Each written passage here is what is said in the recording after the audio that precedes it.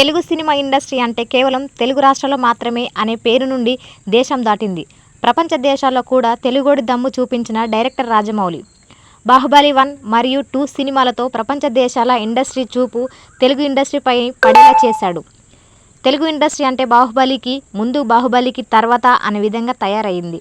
జక్కన్న ఎక్కడ కూడా తగ్గకుండా ప్రతి సీన్ కళ్లకు కట్టేలా రక్తి కట్టించారు.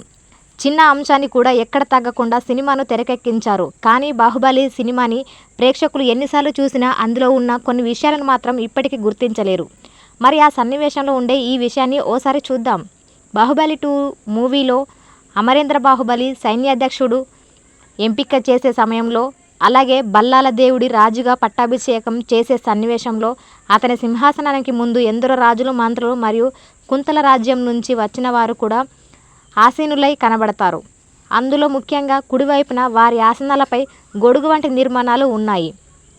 కానీ ఎడమవైపు కూర్చునేటువంటి వారిపై ఎలాంటి నిర్మాణాలు లేకపోవడం మనం క్లియర్గా గమనించవచ్చు. ఇందులో కుడివైపున మాహిష్మతి రాజ్యానికి చెందినవారు కూర్చుంటారు. ఎడమవైపు దేవసేన రాజ్యానికి చెందినవారు ఆసీనులై కనబడతారు.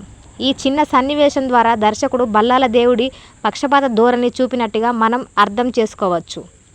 అంతేకాకుండా అమరేంద్ర బాహుబలి కొడుకు అయిన మహేంద్ర బాహుబలి ఆ యొక్క బల్లాల దేవుడిని ఓడించి తన పట్టాభిషేకం జరిగే టైంలో అతనికి ఎదురుగా 2 దిక్కులు కూర్చున్న వారిపై గొడుగులు ఉండడం గమనించవచ్చు. కానీ బల్లాల దేవుడి పాలనలో మాత్రం సామ్రాజ్యంలో అసూయ, ద్వేషం, అసమానత లాంటివి నిండి ఉండగా, అలాగే బాహుబలి పాలన సమయంలో సమానతత్వం, సానుభూతి, ప్రజాస్వామ్యం ఎక్కువగా ఉన్నాయని దర్శకుడు ఆ రెండింటి మధ్య తేడాలు చూపించారు. ఇలాంటి చిన్న విషయాలలో ఎక్కడా కాంప్రమైజ్ కాకుండా సినిమాను తెరకెక్కించడంలో రాజమౌళికి సాటి ఎవరు రారు అని చెప్పవచ్చు. అంతేకాకుండా అమరేంద్ర బాహుబలి కొడుకు అయిన మహేంద్ర బాహుబలి ఆ యొక్క బల్లాల దేవుడిని